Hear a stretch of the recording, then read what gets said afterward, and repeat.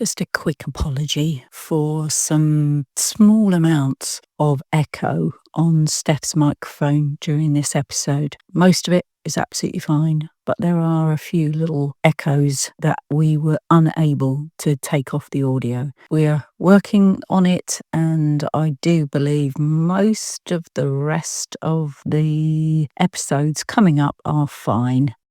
In the wild, mysterious depths of Brittany, France, sits an old abandoned shack, surrounded by ancient oaks and home to all manner of forest dwellers. It is here that we meet to share our stories.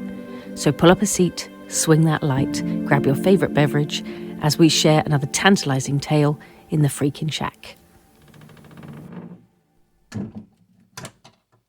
Hello, lovely listeners. Welcome back to the Freakin Shack, where we are going to do the part 2 to our nursery rhymes episodes. Hi, everyone. Yes, I'm here too, in the shack.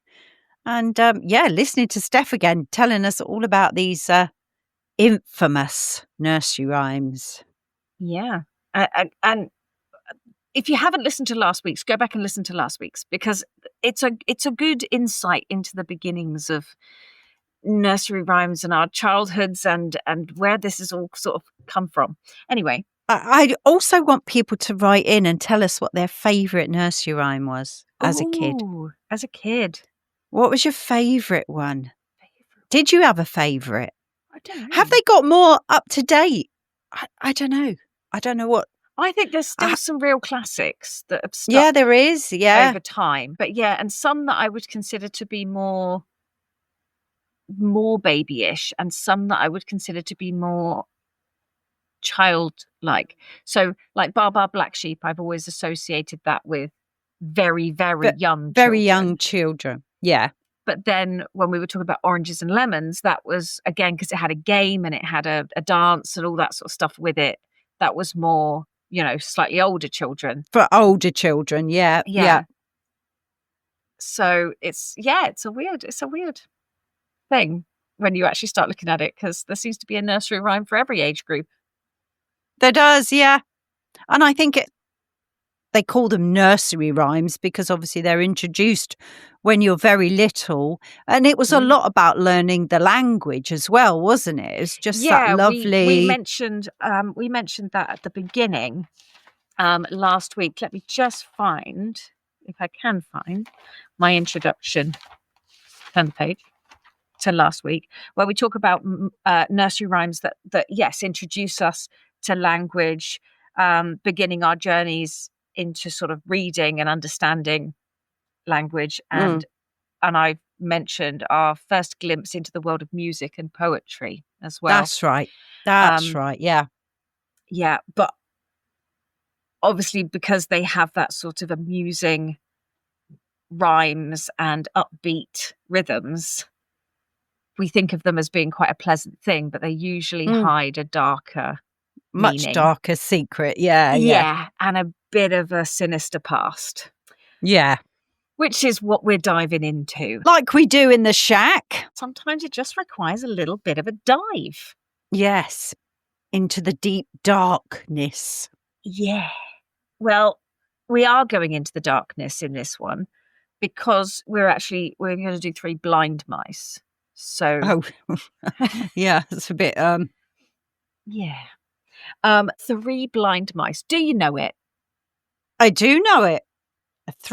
I'm not going to do the tune again because no, that's all right. Just in case, because copyright will have us for lunch. Yeah. 3 blind mice. 3 blind mice. See how they run. They all ran after the farmer's wife, who cut off their tails with a carving knife. I mean, this is bad enough. It's not a sweet nursery rhyme, is it? Did you ever see such a thing in your life as 3 blind mice? Well, they didn't see anything like that in their life. Terrible joke, Steph. Terrible joke. Yeah, Step away. terrible joke. Anyway, this was apparently published in 1609, together with the music in a minor key, by Thomas Ravenscroft. And it came up in in a book called, and I'm going to butcher this, the first sentence I've said, and I'm going to butcher the word. It's deuteramelia, something like that. Or the second part of music's melody. Thomas is thought to be the author of the rhyme, as he was the editor of the book.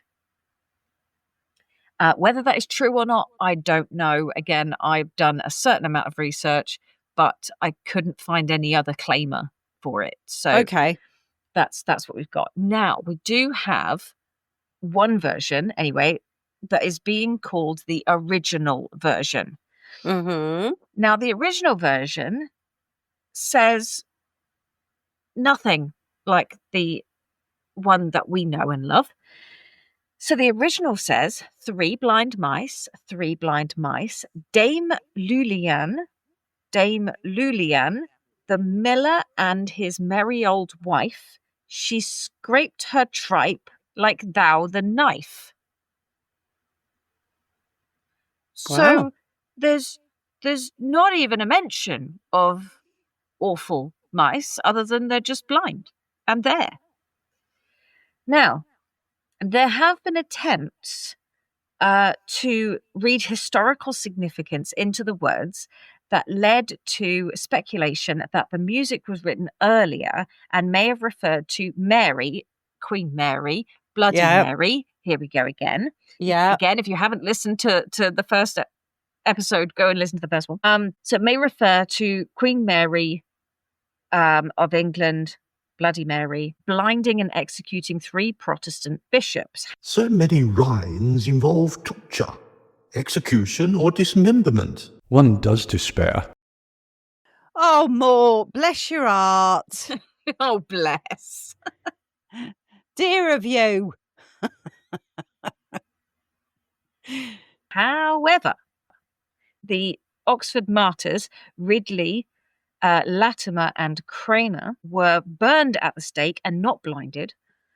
Although if the rhyme was made by crypto-Catholics, the mice's blindness could refer to them being Protestants and therefore not seeing clearly. Yeah. They are blind to the truth of God since they aren't Catholic. So you can only see God if you're Catholic. I always liked it because I can't remember who actually said it, but it's something that rings true with atheists, because they literally say, I believe in one less God than you do. Yeah. I listened to Ricky Gervais the other day, and he was saying, why is there even a word for atheism? Yeah. He said there isn't a word for not believing in anything else. Yeah, if you're a the tooth fairy. non-believer. Yeah. Yeah. There's not a word for not believing in the tooth fairy. Yeah. So he says, so why is there a word? Anyway. Hey ho, there you go. The problem with it is, right, is that in the original lyrics, they don't actually talk about harming the mice. And it was written well after Queen Mary died in 1558. So we don't actually know how much how much is actually put into that. No. I don't really think it's got anything to do with that. The rhyme only entered children's literature in 1842 when it was published in a collection by James Orchard Halliwell. Although this is yet unverified because it does have a little wiki brackets thing to say we haven't verified it. It's not, that I just had to mention that's not quite, it may not be true. So take that with the pinch of salt that was intended. I think all of this is all taken with a little pinch of salt. Absolutely. I think it has to be, because we just don't know.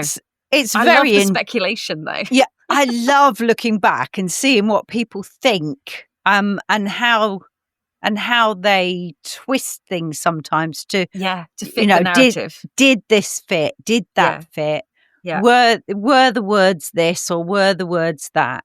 Mm-hmm. It is quite fascinating, really. And it's nice how, you can look back and find, the way that it's been written previously, the way that you've known it as a child in more recent years.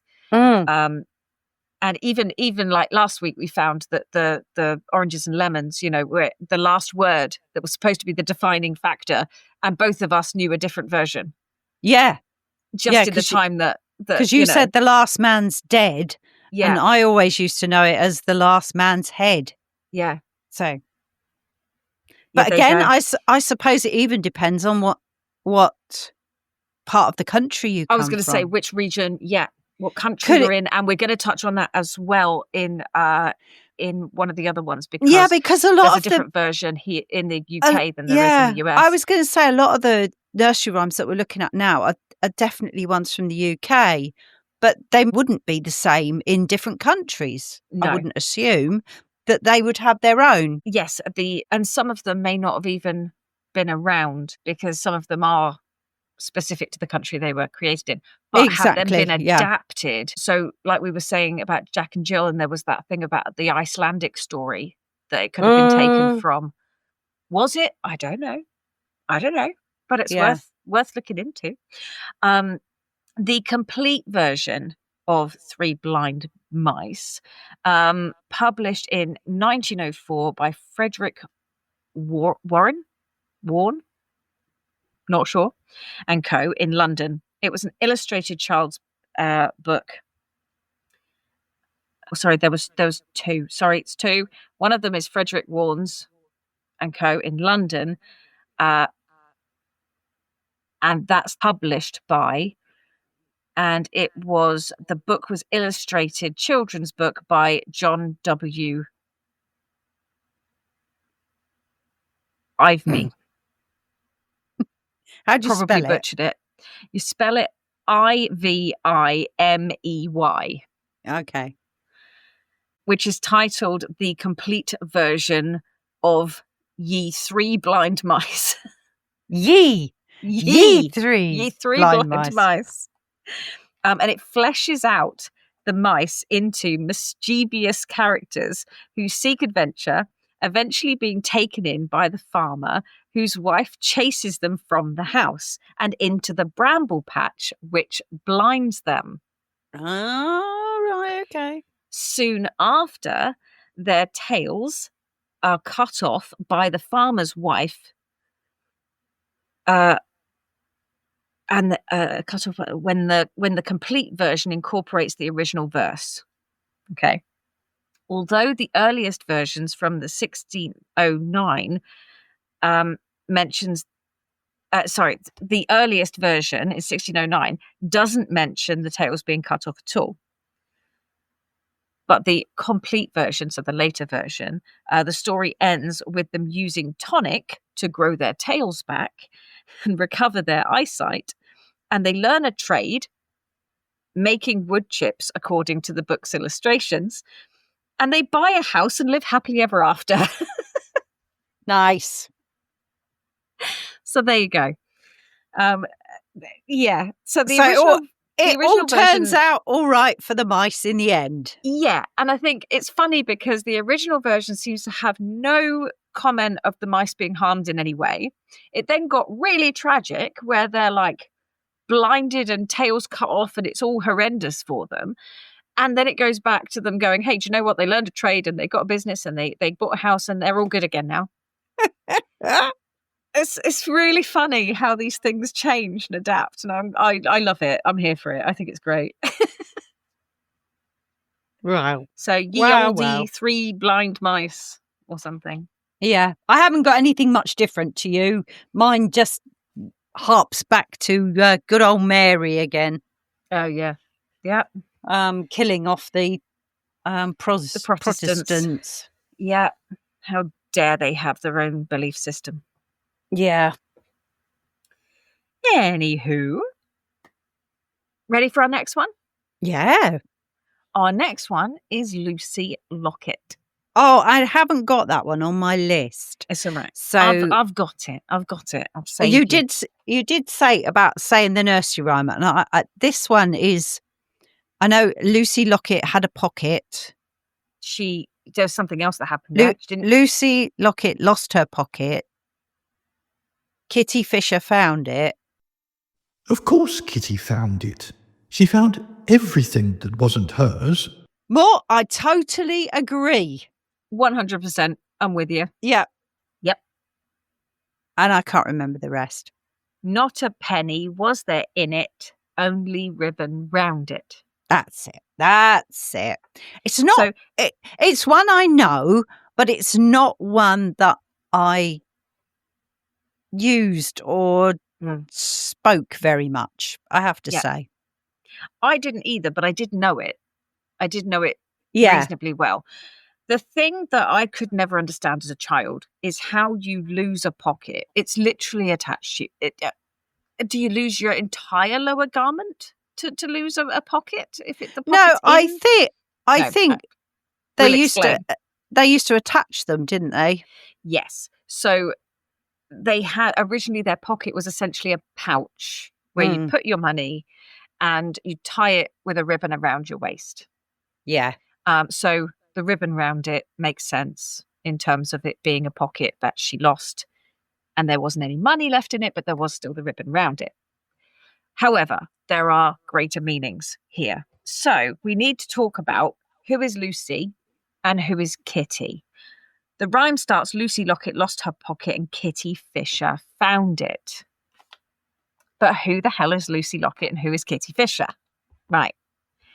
So in 1842, James Orchard Halliwell first recorded it. The rhyme, it was already popular in England and in the USA.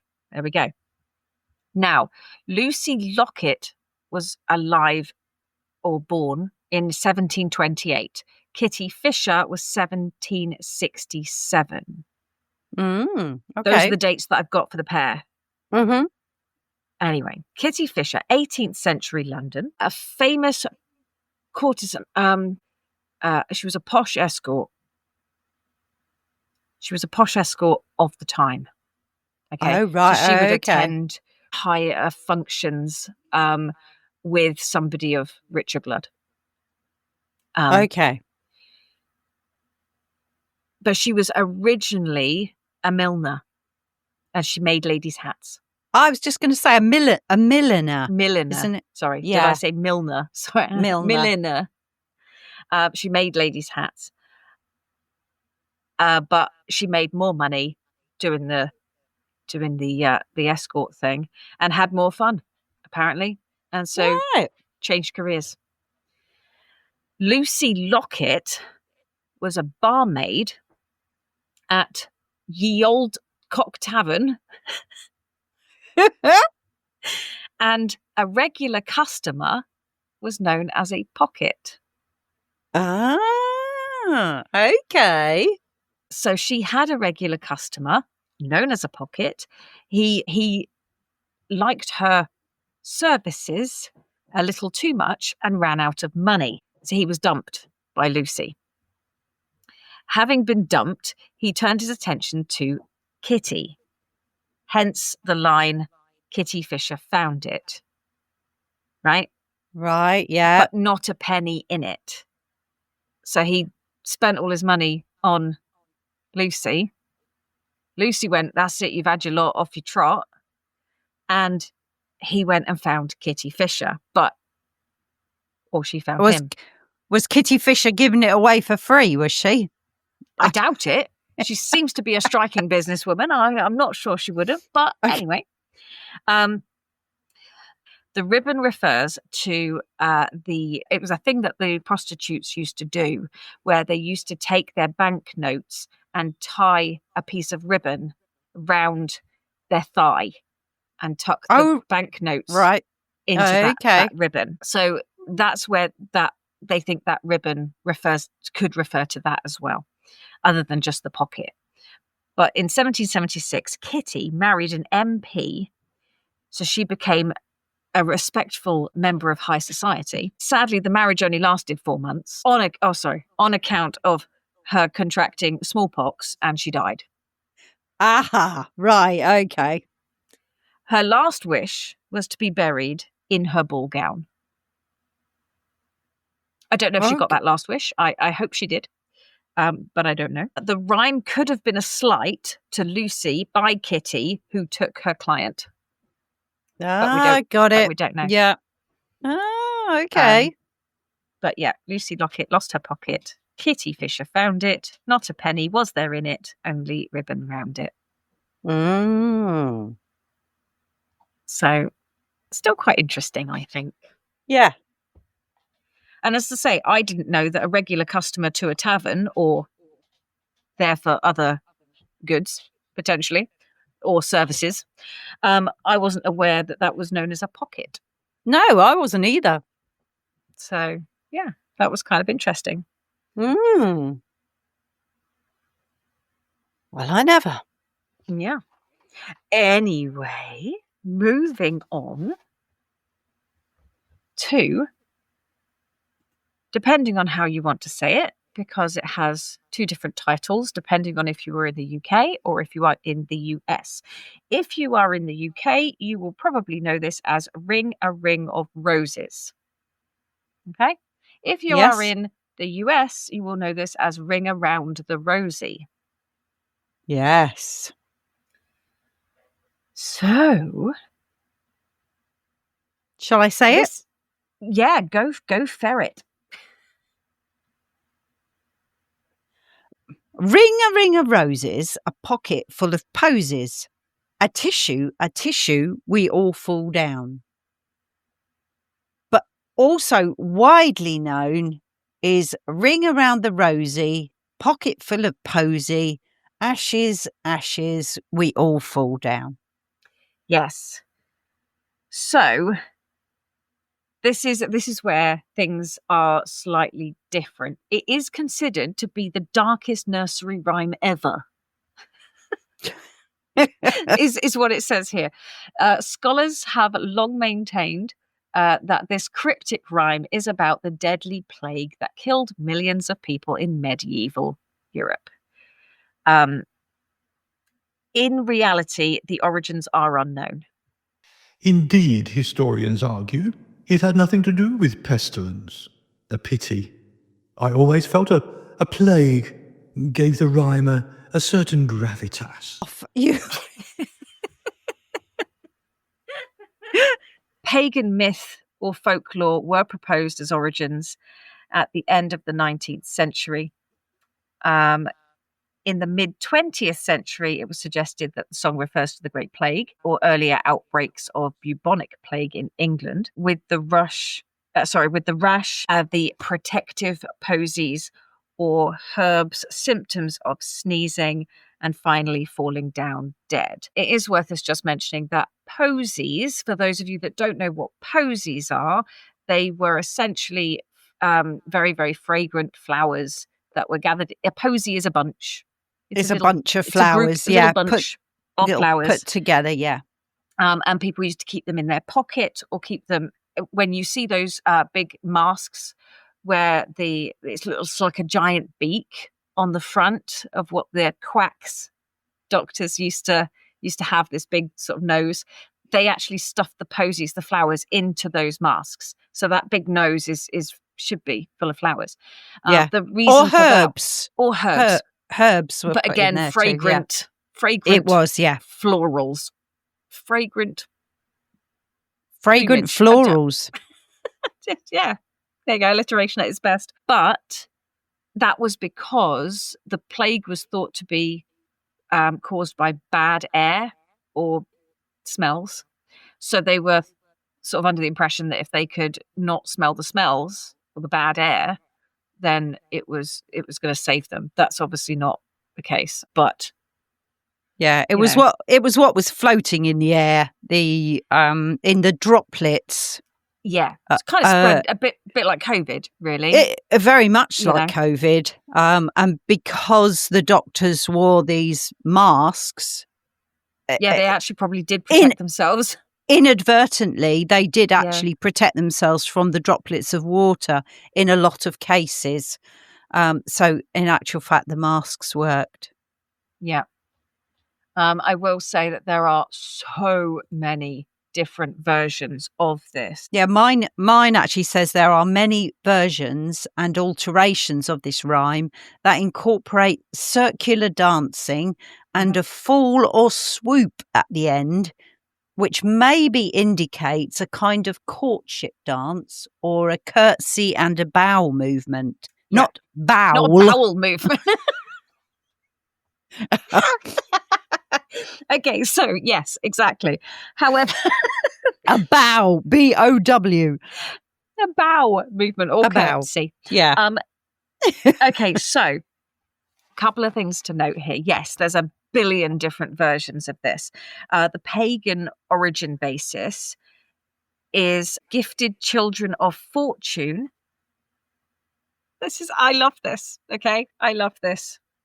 This is what is thought to be the original Ring a Ring of Okay. Roses. And it translates as gifted children of fortune have the power to laugh roses. They laugh roses as Freya wept gold. Freya's a goddess.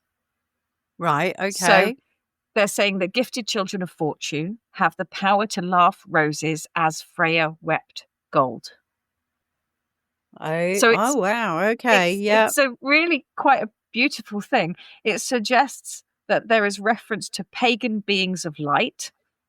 Other interpretations is more literal, proposing that it involves making a ring around roses and ending with all fall down as a kind of bow or curtsy. So early attestations, so variations, corruptions, adaptations of the rhyme have been noted to exist in the earliest sort of printed versions. In 1840, in the 1840s, in that sort of era, there was a version being used in Connecticut. That version is a ring of roses, laps full of posies, awake, now come and make a ring of roses. There is another version that is 1881. Recorded rhyme appears in Kate Greenaway's Mother Goose, or the old nursery rhymes of 1881. And that one is ring of roses, a pocket full of posies, hush, hush, hush, hush, we're all tumbled down. Okay. So they all tend to fit a similar theme. Another one that the American children, in his Games and Songs of American Children, 1883, William Wells Newell describes several variants, including one with a melody that he dates to around 1790 in New Bedford, Massachusetts. And that's ring a rosy, a bottle full of posy. I feel like they didn't quite know what a posy was, possibly. All the girls in our town ring for little Josie. I do know. That might have been very specific for that particular It could have been, yeah, for that particular town. region. And yeah. And we were saying this at the beginning, that from region to region, area to area, country to country, these things change and shift. Yeah. There's another one here that is Brooklyn Eagle. It's an article from the Brooklyn Eagle, sorry. And this one is an 1883 collection of Shropshire folklore, including the following version: a ring of roses, a pocket full o' posies, one for Jack and one for Jim and one for little Moses. A tisha.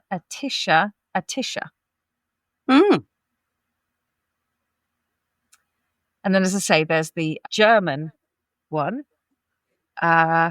which is so gorgeous, because if I look at the translation, hang on a second, let me just find the translation. Okay, I want this one to be the actual one that it came from. I'd love for this to be the one, right? I'm not going to read the whole German thing, but because there are two versions here. Right. One is, I'm going to read the English translation, which is, roundabout in rings, we children three sit beneath the elder bush and shoo, shoo, shoo, go we. The one I really want it to be about, because it flips this whole thing on its head, is a ring of roses, lovely apricots, blue violets, forget-me-nots, sit down children all. Oh, And I love that, because that's just story time in the meadow, isn't it? it is. Yeah, mentioning all the flowers in in a posy, really. Yeah. And it says that Swiss versions of the rhyme involve children dancing around a rose bush. Other European singing games with a strong resemblance include Rose,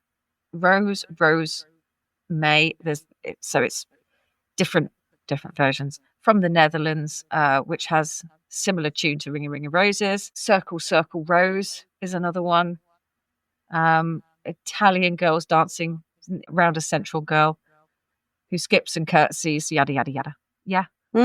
So, but I do particularly love the German versions, because I just think they just sound beautiful, you know.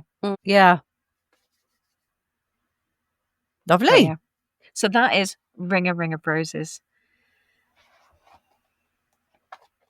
I've got the bits that I've got that. Yeah, go that on. Maybe you hadn't said was a rosy might actually be a symptom of the bubonic plague. Yes. Sorry. Yes. One popular theory claims Ring Around the Rosy, for Ring a Ring of Roses, is about the Great Plague of London in 1665, which killed 15% of Britain's population. Yeah. A ring around the rosy may be the foul-smelling rash that forms on your skin when you contract the plague. Yep. The other side of that, not all modern folklorists stand by the plague origin theory. Some suggest that the rhyme Ring Around the Rosy is actually about the ban on dancing amongst Protestants and the way that the people went about circumnavigating it. Still, it's certainly the spookiest interpretation. So for the purposes of this article, we can go with it. It says on here. I'd read as well that there were lots and lots of different versions of where this song had come from, and it wasn't necessarily from the plague, which is what everybody assumes. Yeah. The thing is that I think the thing to take away from it is that the Ring of Roses, in terms of when you're thinking about London and that sort of region, you can link it to that really easily. When you're then looking at a rhyme that has traveled to the US, they're gonna find their own meanings for it and their own links. So it makes perfect sense that they would, if there was a ban on dancing and they're going to make that connection and use that rhyme as their protest, if you like, to try and get away with it, because it makes sense. It makes sense how these things shift and change, and depending on where you go, where it travels to, and what's going on for them at the time.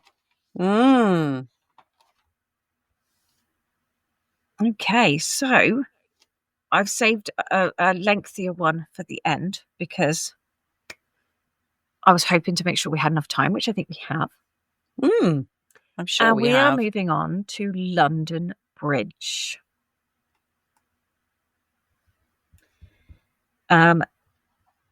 Goes without saying that this is based in London. A rhyme about centuries of structural failure. How touching. Do you want to do this one? You know this one? It's pretty. The actual poem itself is just London Bridge is falling down, falling down, falling down. London Bridge is falling down, my fair lady. Yes. There is the additional verses where they say build it up with wood and clay. Yeah, that's it. wood and clay, build it up with wood and clay, my fair lady. Fair lady, yeah. They then And- take so these verses are kind of in twos. So there's a call and a response. Yes. So it's Yes. build it up with wood and clay. Wood and clay is the call. It's then responded to by wood and clay will wash away. Wash away, wash away. Wood and clay will wash away, my fair lady. They then up the ante, and the call goes, build it up with iron bars. Yeah. Iron bars, build it up with iron bars, my fair lady. They then said the response is, iron bars will bend and break. Bend and break, bend and break. Yeah, see, I've got iron and steel. Oh, Build it up with iron and steel will wash. No, iron and steel will bend. Will bend and whatever. bow. Bend and bow. Bend and bow. Yeah. I've got bend and break, but whatever. There you go. Another version. They then say, build it up with silver and gold. Yes, I've got silver and Silver gold. and gold, yeah. silver and gold. Build it up with silver and gold, my fair lady. They then say, silver and gold will be stoled away. Will be stolen away. Yeah. Stolen away. Will be stole away. Yeah. Stole away. Silver and gold will be stole away, my fair lady. You'll laugh, but I've got on this version, which must be a very old version. How shall we build it up again? Yes. Dance over my lady Leah. How shall we build Lee. it up again with a gay lady? And then it says silver and gold will be stole away. Dance over my lady Leah. Lee. Silver Lady Lee. Lady Lee, Lea. Yeah. Silver and gold will be stolen away with a gay lady. Yes. Now I got a little bit of information about who they may have been referring to there, but we're going to come to that in a minute. Oh, okay. So,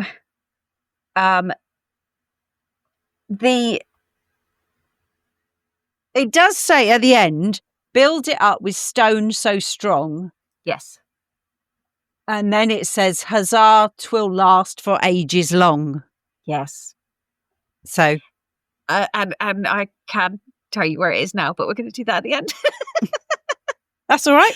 So, and we'll leave it there. So, obviously, the whole thing being around London Bridge is falling down, right? Part of the bridge was damaged in 1281 due to ice and was weakened by multiple fires, including the Great Fire of London in 1666. Due to its disrepair, the bridge acted, or they think potentially may have acted as a bit of a fire break and helped to slow the fire during the Great Fire of London. The bridge survived for 600 years and never actually fell down as the rhyme implies. So a plan was created as early as 1960s and revised many times. The phrase, London Bridge is down, was to be used to communicate the death of the Queen to the Prime Minister and key personnel, setting the plan into motion. It's possible reference to the Cold War in case of Soviet attack. Yeah, all the royal people, there is a phrase which means that each of them have that the monarch has died. Yeah. And each of them have a particular phrase which is used, which communicates what's happened, but without actually saying it, broadcasting it to everybody. Yes. So I have to then go on to talk about the Viking attack. There was a Viking attack on the 8th of September. That's significant. We are talking early 1009 to 1014. We're not 100% sure of the year, but it's somewhere there. Okay. Mm-hmm. And this is Samuel Lang. First documented 100 years after the attack. Historians consider this account to be relatively accurate because of this, because it was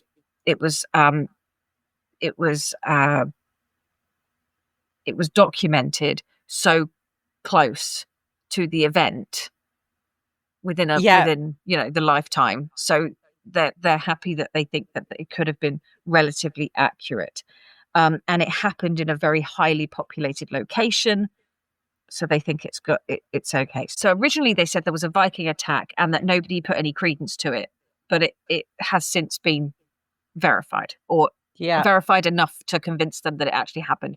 Again, this happened in 1009, around 1009 to 1014. So we're talking a fair way back. My Fair Lady, right?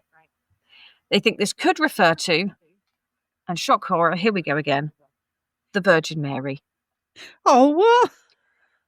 Honestly, could refer to the Virgin Mary, and if so, the Viking attack was said to have taken place on the 8th of September, which is the feast day for the birth of Mary. All right then. Fair. It said that the Viking attack burned the bridge but couldn't take the city as it was protected by the Fair Lady. Why would she be looking over London Bridge? We're going to go on to who the Fair Lady may have been, right? Okay. The Virgin Mary does not wash with me on this one. I'm afraid. The Virgin Mary, I think the only reason that the Virgin Mary bit comes in is because the date the Viking attack happened, which was the 8th of September, which is supposed to have been her feast day for the birth of Mary. That's it. And that the Vikings mentioned a fair lady. Sorry, seriously, if you could see my notes here, this is not easy to read. I have arrows and things going everywhere to tell me which bit to read first. Bear with me. Just bear with me. Okay. The bridge was replaced in 1831, rebuilt just down the road from the old one, and the new London Bridge was dismantled in 1972, reconstructed in Arizona after being purchased by Robert McCulloch for $2.5 million. What? Yeah. It's the largest antique ever sold. There is a rumour that he thought he was buying Tower Bridge, which has been declared false. But yeah. But lots of people think that London Bridge is actually Tower Bridge. They see Tower Bridge and they think that is London Bridge. Yeah. London Bridge, as I say, was rebuilt just down the river because the old one couldn't cope with traffic levels and other things like that. So they built another one. Fair Lady. My Fair Lady. Let's get into it because it could reference a member of the Lee family, and that is Leigh, but Lady Lee. Right, yeah. Of Stoneleigh in Warwick, who have a family story that a human sacrifice lies beneath the base of the bridge. Bodies were found within the structure of the base in 2007 when building work was carried out for London dungeons. Yes, I had read that before. And they don't know whether they were sacrificed or there was a mixture of both, people that died whilst building the bridge. Yeah. Or whether and there was a whole thing about a watchman. There was a whole thing about a watchman and that the watchman was the sacrifice, or I don't know. Anyway, there is also the possibility of it being Eleanor of Provence of 1291, consort to Henry VIII, who had custody over the bridge revenues from 1269 to 1281. She was pelted with eggs and stones at London Bridge by mobs as her barge tried to pass underneath. I don't think they'd sing so highly of her, if I'm honest. No. I'm not sure that she would be the fair lady. And instead, I think that it might have been Matilda of Scotland. Oh, right, okay. Yeah, I think it might have been Matilda of Scotland because she was responsible for building a series of bridges across the river. And she was responsible for building the series of bridges over the River Lee. Now, the line is, how shall we build it up again? ... dance over my Lady Lee. Yes. So this is where it could have been her, because she was, responsible for the construction of these bridges over the River Lee. Someone here was saying about the Watchman. Yes. I don't know if you've got this. I didn't take much in the way of notes over the Watchman because I couldn't find a lot to verify it. But yeah, the popular nursery rhyme "London Bridge is Falling Down" includes a bit that says, and I do remember this: "Set a man to watch all night." Yes. Watch all night, watch all night. Set a man to watch all night, my fair lady. One theory suggests that this watchman refers to the ancient belief in a human sacrifice buried in the bridge's foundation to serve as a guardian spirit and ensure its stability. Yeah. So was that one of the watchmen? I don't know. Do you know? Before modern policing, night watchmen, nicknamed Charlies, patrolled London streets, including the area around the bridge. They were typically older men armed with a lantern, rattle and a cutlass who would call out the time and weather and deter crime. There you go. In 1952, a widely circulated story involves a watchman at the adjacent Tower Bridge who in 1952 failed to properly secure the gates and ring the warning bell before the bridge opened. This human error led to a bus driver, Albert Gunter, making a famous quick decision to accelerate and jump the rising gap, an event that became part of local legend. And is now in every action movie you've ever seen. Yeah. Yeah. Yeah, absolutely brilliant. Well, that is all I have on that. And I think there's so much there that I don't think we'll ever really know exactly what the real origins were.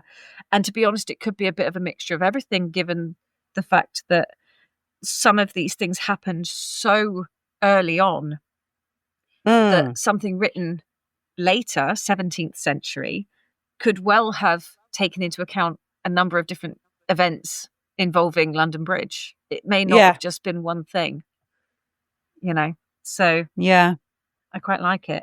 And as I say, but it was, the fact that the new London Bridge is now in Arizona in the USA, having been purchased, that entertained me immensely when I read that. I was just like, that is brilliant.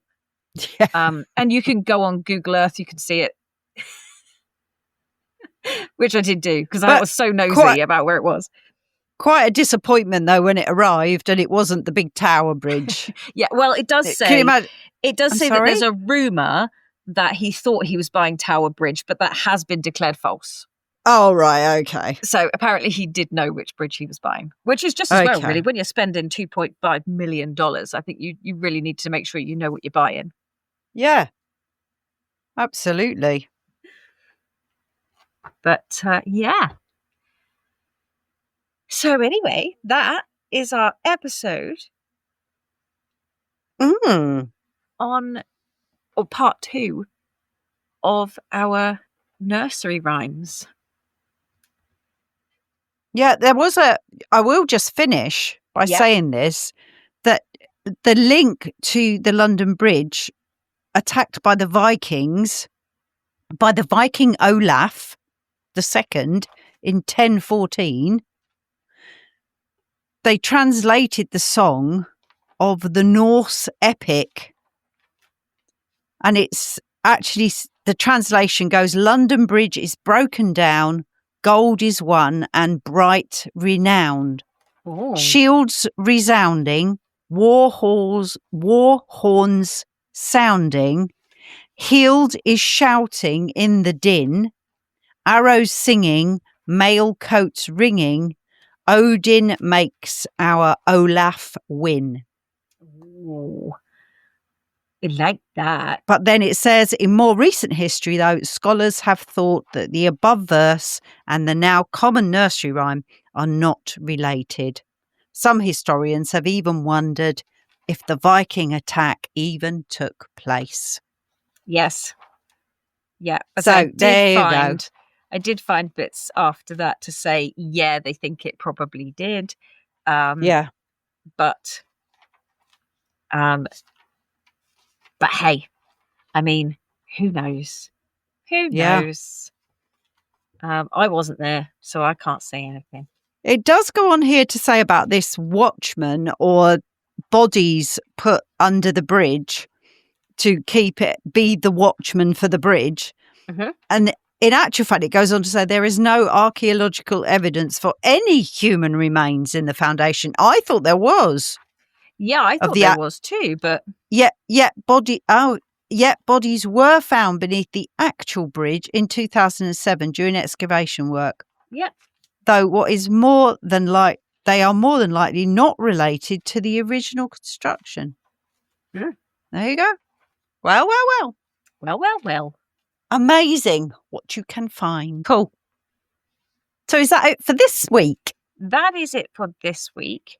And next week, we are going to be doing threes. Threes. We are going to be doing not nursery rhymes, but fairy tales. Ah, okay. About and the episode is the magic number 3. So we're doing like 3 little pigs. Yeah, I guess that. 3 Billy Goats Gruff. Mm-hmm. Goldilocks and 3 Bears. Oh, nice. That's what I mean by threes. But Yeah. there's a lot more information coming about the importance of 3 in mythology. Oh, nice. Yeah. I like that. I like the sound of that. So, yeah. But you'll have to tune in next week for that. And guess what number house the shack is at? It is at number 3. I hadn't even put that together. We are I love number that. 3. Well, there you go. It's even more important then. Absolutely. Cool. Okay. So thanks for joining us, Shack Packers. We will see you all next week. But remember to keep your minds open and your lamps lit. And we will see you all again next week at the Freakin Shack. Bye for now. Goodbye. Bye.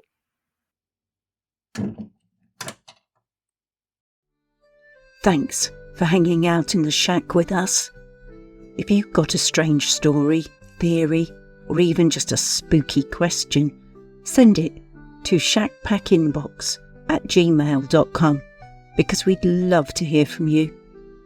Follow us to ensure that you never miss an episode of the Freakin Shack, because listening to us is much cheaper than therapy and slightly more spooky. Until we meet again next week, Shackpackers, take care.